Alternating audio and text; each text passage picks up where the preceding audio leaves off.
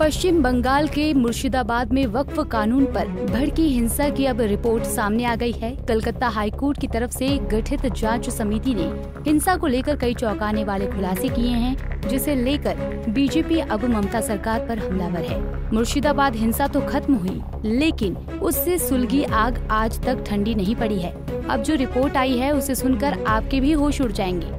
जांच समिति की रिपोर्ट के मुताबिक हिंसा में टीएमसी के स्थानीय नेता और पुलिस की भूमिका सवालों के घेरे में है। साथ ही रिपोर्ट में ये भी खुलासा हुआ है कि हिंसा के दौरान हिंदुओं को खास तौर पर निशाना बनाया गया। अब ये सुनकर आपके मन में सवाल आ रहा होगा कि आखिर मुर्शिदाबाद हिंसा रिपोर्ट में क्या खुलासे हुए और ये पूरा मामला क्या है। दरअसल मुर्शिदाबाद हिंसा को लेकर अब जमकर राजनीति हो रही है। मुर्शिदाबाद हिंसा के मुद्दे पर न्यायालय द्वारा गठित एसआईटी की रिपोर्ट आने के बाद राजनीतिक पार्टियां एक दूसरे पर हमलावर हैं।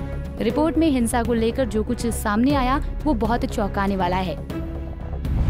मुर्शिदाबाद हिंसा पर रिपोर्ट में क्या खुलासा। पिछले महीने पश्चिम बंगाल के मुर्शिदाबाद जिले में हुई हिंसा को लेकर कलकत्ता हाई कोर्ट की ओर से गठित जांच समिति ने चौंकाने वाले खुलासे किए हैं। रिपोर्ट में बताया गया है कि इन हमलों की योजना और अगुवाई में इलाके के पार्षद महबूब आलम की भूमिका संदिग्ध है। रिपोर्ट के मुताबिक मुख्य हमला शुक्रवार 11 अप्रैल 2025 को दोपहर लगभग 2:30 बजे हुआ, जब पार्षद खुद उपद्रवियों के साथ घटनास्थल पर पहुंचे थे।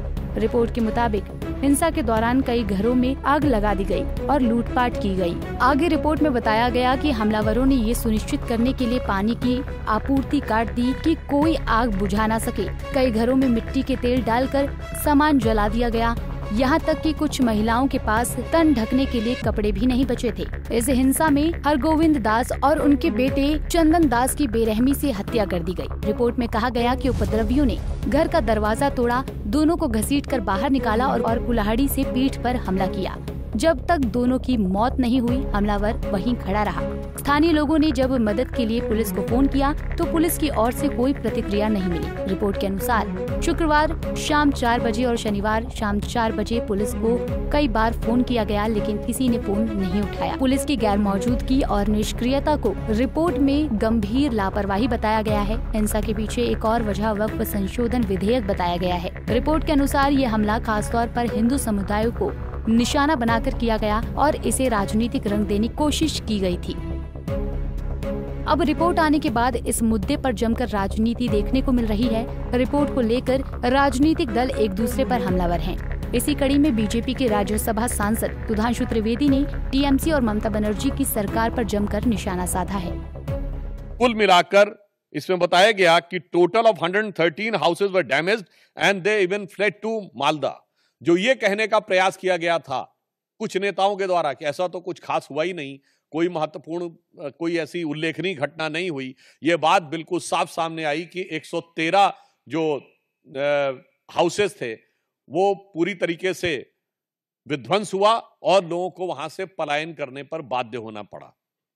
इसी के साथ साथ यह भी बात सामने आई कि पुलिस ने कई मौकों के ऊपर जो उनकी प्रोसीडिंग्स में, और ये जो तृणमूल कांग्रेस के नेता का नाम ये पेज नंबर 5 के ऊपर अपनी फाइंडिंग्स में लिखा हुआ है। फिर यह बताया गया कि they want a permanent BSF camp and central arm police for their own protection. यानी पहले तो लोगों के घर विध्वंस हुए, फिर लोगों को पलायन पे बाध्य होना पड़ा और पश्चिम बंगाल की पुलिस पर उनका इतना विश्वास हो गया कि वो सीमा सुरक्षा बल और केंद्रीय सुरक्षा बलों के ही कैंप में रहने के लिए उद्यत थे। बीजेपी के जुबानी हमले के बाद टीएमसी को अपने बचाव में प्रेस कॉन्फ्रेंस करनी पड़ी। टीएमसी के वरिष्ठ नेता कुणाल घोष ने कहा कि मुर्शिदाबाद की रिपोर्ट को लेकर बीजेपी अपना एजेंडा पूरा कर रही है। हम लोग रिपोर्ट की पूरी तरह से जांच करेंगे। सुनिए क्या कुछ कहा कुणाल घोष ने। देखिए, मुर्शिदाबाद का ऊपर जो रिपोर्ट आप जो बात कर रहे हैं वो रिपोर्ट लेकर भाजपा डिस्टॉर्टेड कैंपेन कर रहा है। देखिए, वो रिपोर्ट में क्या है, वो रिपोर्ट कंप्लीट है, अनबायस्ड है, ग्राउंड रियलिटी बेस्ड है।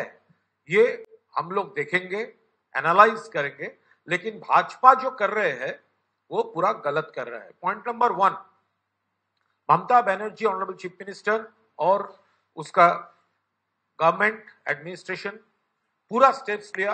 अरेस्ट चल रहा है, more than 300 already arrested and more than 100 had been arrested within 24 hours of the incident, और वो चल रहा है।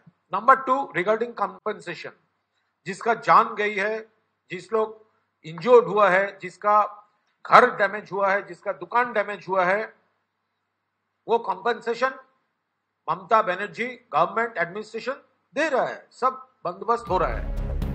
बहरहाल अब इस रिपोर्ट को ध्यान में रखकर कोर्ट क्या फैसला सुनाती है, ये देखना बेहद दिलचस्प होगा। लेकिन अगर इस रिपोर्ट में सभी तथ्य सही हैं, तो ममता सरकार को इस मुद्दे को गंभीरता से लेना चाहिए, क्योंकि इस रिपोर्ट में पुलिस और स्थानीय पार्षद की संदिग्ध भूमिका है, जो खुद ममता सरकार पर गंभीर सवाल खड़े करती है। Bureau report, Punjab Kesari TV. हमसे जुड़े रहने के लिए हमारे YouTube चैनल को सब्सक्राइब करें और नई वीडियो की नोटिफिकेशन के लिए बेल आइकॉन को दबाएं।